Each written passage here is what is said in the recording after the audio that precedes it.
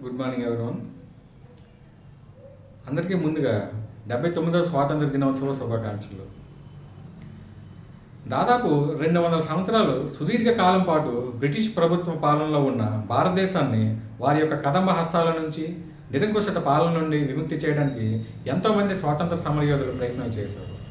అతివాదులు, మితివాదులే కాకుండా యువకులైన భగత్ సింగ్, రాజ్గురు, సుఖదేవ్ వంటి వారు చేసిన పోరాట ప్రతిమ, వారు చేసిన ప్రాణత్యాగ ఫలితమే ఈనాడు మనం అనుభవిస్తున్న స్వాతంత్ర దినోత్సవ ఫలం. అయితే భారతదేశానికి స్వాతంత్రం వచ్చిన తొలినాళ్ళల్లో తీవ్రమైన సమస్యలతో కొట్టుమిట్లాడుతూ ఉండేది. పేదరికం, నిరుద్యోగిత, ఆహార కొరత వంటి సమస్యలే కాకుండా పొరుగు దేశాలైన పాకిస్తాన్, చైనా వంటి దేశాలతో ఉన్న సరిహద్దు వివాదం వల్ల వారితో యుద్ధాలు చేయవలసిన పరిస్థితి వచ్చింది.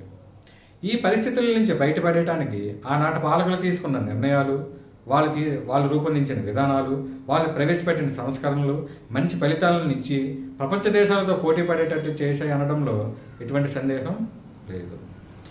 ఈనాడు మన భారతదేశాన్ని పరిశీలించినట్లయితే విద్య మరియు వైద్యం ఉన్నత ప్రమాణాలతో పేదవానికి సైతం ఉచితంగా లభించే స్థితిలో ఈనాడు భారతదేశం ఉంది.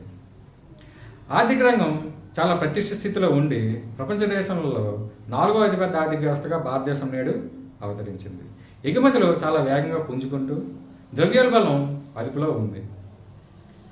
అలానే వ్యవసాయ రంగం, పారిశ్రామిక రంగం, సేవా రంగం వేగంగా అభివృద్ధి చెందుతూ ఎక్కువ మంది ఉపాధి అవకాశాలు కల్పించడమే కాకుండా భారతదేశం యొక్క ఆర్థిక వ్యవస్థని ప్రతిష్టం చేయడానికి దోహదం పడుతున్నాయి. సైన్స్ అండ్ టెక్నాలజీ రంగం చాలా వేగంగా పరుగులు పెడుతుంది. క్రీడా రంగం కూడా ప్రతిష్ఠ స్థితికి చేరుకుంది అనడానికి కారణం వాళ్ళు సాధించిన పథకాలు. అలానే తీవ్రమైన సమస్యగా పరిగణించబడుతున్న ఉగ్రవాదంపై భారతదేశం ఉక్కుపాదం మోపి నిర్మూలించడానికి తీవ్రంగా కృషి చేస్తుంది. ఇన్ని సుగుణాలు ఉన్న భారతదేశాన్ని ఇంకా కొన్ని సమస్యలు వెంటాడుతూనే ఉన్నాయి. పేదరికం, నిరుద్యోగిత ఈ సమస్యల యొక్క కారణం అధిక జనాభా అయినప్పటికీ పాలకులు వీటిపైన దృష్టి సారించి ఈ సమస్యల నుండి త్వరగా బయటపడేటట్లు చేయగలిగితే భారతదేశం కలగంటున్న వికసిత్ భారత్ 2047ని చాలా వేగంగా మనం చేరుకోగలం. మరోసారి అందరికీ స్వాతంత్ర దినోత్సవ శుభాకాంక్షలు తెలుపుతున్నాను. Thank you.